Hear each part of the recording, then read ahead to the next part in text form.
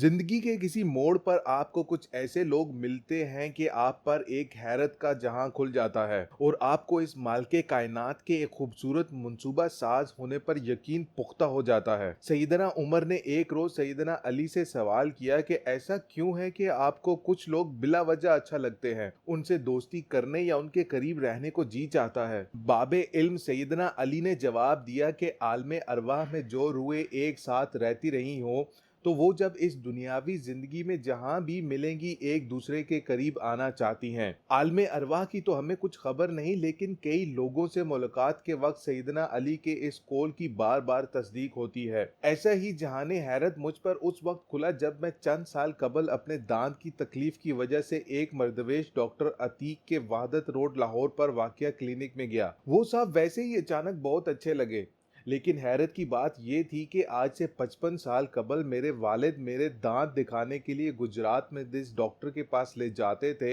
वो इनके वालिद डॉक्टर लाइक अहमद थे। यूं लगता है जैसे आलमे अरवाह में इंसान नहीं बल्कि खानदान भी शायद इकट्ठा हुआ करते होंगे। डॉक्टर अतीक अमूमन हर माह मुस्तकीन में राशन तकसीम किया करते थे, जिसकी बोरियां उनके क्लिनिक पर पड़ी रहती। उनके क्लिनिक के सामने एक बुजुर्ग तरकान मेहनत मजदूरी करता था। एक दिन वो बुजुर्ग क्लिनिक आया और सवाल किया कि क्या ये राशन ज़कात या सदकात में से है। वहां मौजूद लड़के ने जवाब दिया कि हाँ। उसने जवाब दिया कि फिर मैं नहीं ले जाऊंगा। जब वो दुकान बंद करने लगा तो एक बार फिर आया और कहा कि ये महाना राशन का पैकेट कितने का है और क्या मैं इसे ले जाऊं और एक माह में आहिस्ता आहिस्ता इसकी कीमत अदा कर दूं। क्लिनिक पर मौजूद अटेंडेंट ने डॉक्टर अतीक से पूछा और उन्होंने हाँ कर दी।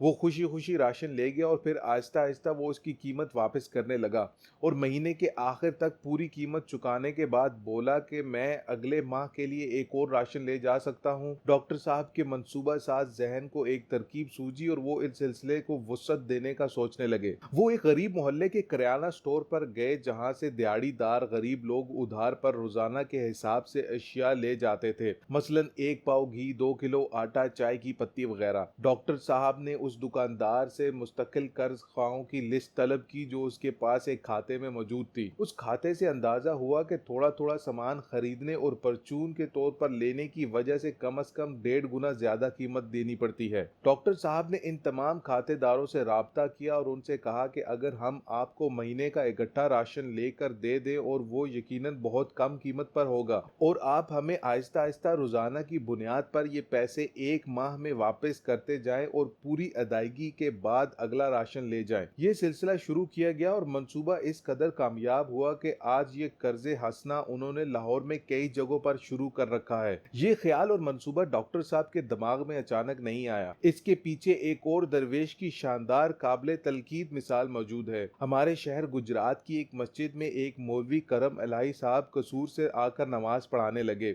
एक दिन अचानक उन्हें इल्म हुआ कि उनके वालिद के तरके में उनके लिए 80 लाख रुपए छोड़े हैं। 70 की दिहाई में ये बहुत बड़ी रकम थी। मौलवी साहब के मंसूबा साज जहन में एक तरकीब आई। वो गुजरात की डिस्ट्रिक्ट जेल चले गए और सुप्रिटेंडेंट जेल से पूछा कि आपके पास ऐसे कैदियों की लिस्ट है जो इस वजह से जेल में है कि उन्होंने किसी का कर्ज देना है। उस वक्त उनकी तादाद सिर्फ 13 थी। उनमें से सबसे बड़ा मकरूज एक कारोबारी शख्स था जिसका कारोबार तबाह हो चुका था और वो 4 लाख रुपए का जेरबाज था। मौलवी करम लाई ने उसे 4 लाख रुपए कर्ज उतारने के लिए दिए और साथ ही 4 लाख रुपए मजीद दिए ताकि वो अपना कोई कारोबार शुरू कर सके और जब कभी जिंदगी में खुशहाली आ जाए और वो इस काबिल हो जाए तो ये रकम वापस कर दे। अब उन्हें अपने पास मौजूद अपने वालिद की मिरास का शानदार मुसरफ मिल गया। मौलवी साहब ऐसे कर्जदारों को ढूंढते जो कर्ज की चक्की तले पिस रहे थे और उनका रोजमर्रा का कारोबार भी तबाह हो चुका था। वो फिर इन मफलूकुल हाल लोगों का कर्ज उतारते और इतनी ही रकम कारोबार करने या उसे मुस्तहकम करने के लिए देते। रफ्ता रफ्ता ये सिलसिला इस कदर बढ़ गया कि उन्हें अपनी मदद के लिए लोग दरकार हो गए। डॉक्टर साहब और उनका एक दोस्त इसमें मदद करने लगे।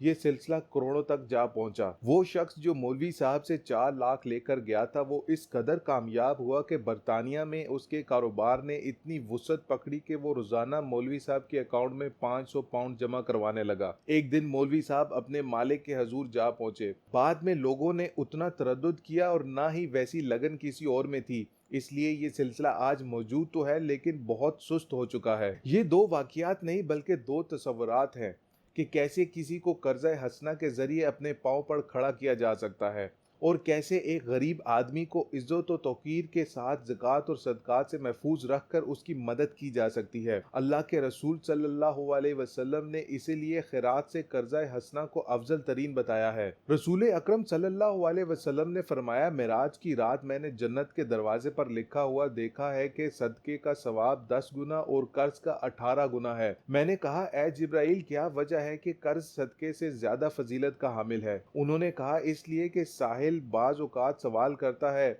हालांकि उसके पास जरूरत का माल मौजूद होता है, जबकि कर्ज लेने वाला जरूरत और मजबूरी की हालत में कर्ज लेता है। ये एक हदीस नहीं है बल्कि लातदाद ऐसी अहादीस मौजूद है जिनमें आप सल्लल्लाहु अलैहि वसल्लम ने बताया है कि एक दफा कर्ज देना 2 दफा सदके देने के बराबर है, या जो शख्स कर्जदार को मोहलत देता है तो रोजाना उस कर्जे के हिसाब से उसे सदके का सवाब मिलता रहता है। ऐसी सूरत में कौन है जो कर्जे हसना की बजाय खैरात देकर अपना अजर कम करेगा? ये दुनिया के नहीं बल्कि आखिरत के सौदे हैं। जी चाहता है कि हर शहर में कोई एक बड़ा डिपार्टमेंटल स्टोर ऐसा खुले जिसकी मेंबरशिप सिर्फ गर्जमंद लोगों तक महदूद हो, जो उस स्टोर से हर माह के लिए राशन क्रेडिट पर हासिल करे और फिर पूरा महीना आसान एक साथ से इसकी अदायगी करे। एक शानदार एयर कंडीशन बाइज्जत माहौल ऐसे तमाम अफराद को मुयस्सर किया जाए। जो लोग इस सिलसिले में काम करना चाहते हैं मुझे इस ईमेल oriamaqbooljan@gmail.com पर राब्ता करें ताकि हम जल्द एक ऐसा ग्रुप तश्कील दे सकें जो इस तरह का डिपार्टमेंटल स्टोर बनाए जिसकी मेंबरशिप बाइज्जत और बागैरत गुरबा तक महदूद रहे।